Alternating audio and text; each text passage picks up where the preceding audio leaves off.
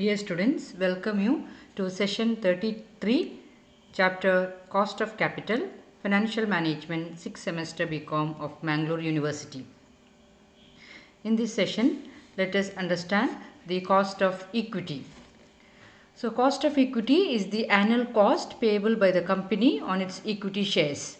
It is the minimum rate of return that the company must earn on that portion of capital employed which is financed by equity capital so that the market price of the company remains unchanged.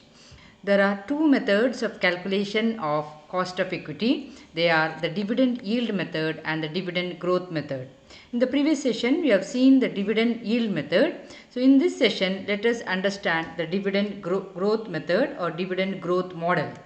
So, under the dividend growth model, the cost of equity can be calculated by dividing the dividend by the market price per share and then adding the growth.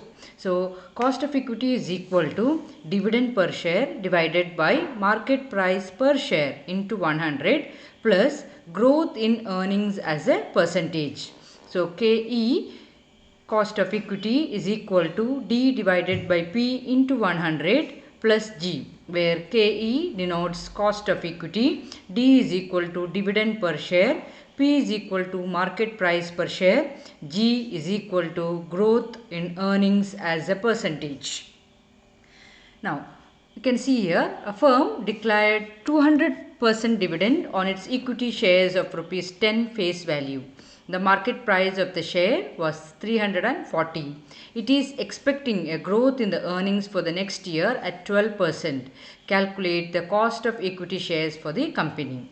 So, in this case, the market price of the share is given, it is 340. Then we require the dividend. So, dividend declared, it is 200% on the face value of 10. Sometimes dividend payout ratio will be given. In such a case, we will have to calculate based on earnings. So, in this case, it is given that it is 200% dividend on its equity shares of rupees 10 face value. And we also have information about the growth, that it is 12%.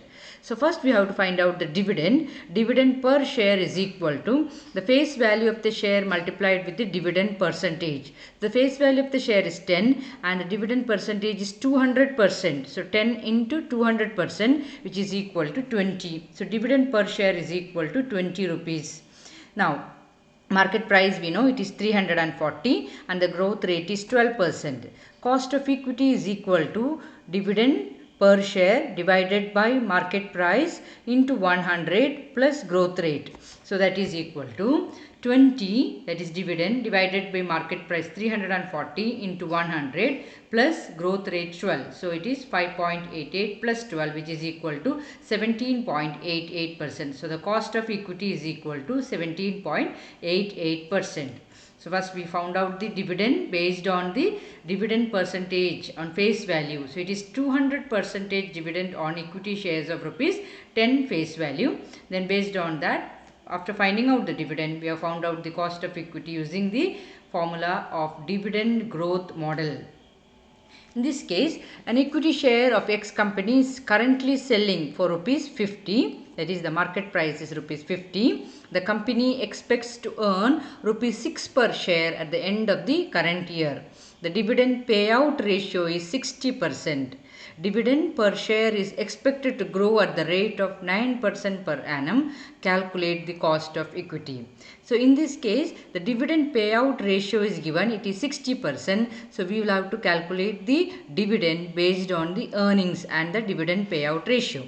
So, dividend per share is equal to earnings per share into dividend payout ratio. So, dividend payout ratio is 60%, which means that out of 6 rupees, 60% will be given as dividend. So, 6 multiplied with 60%, that is equal to 3.60. So, our dividend per share is equal to 3.60.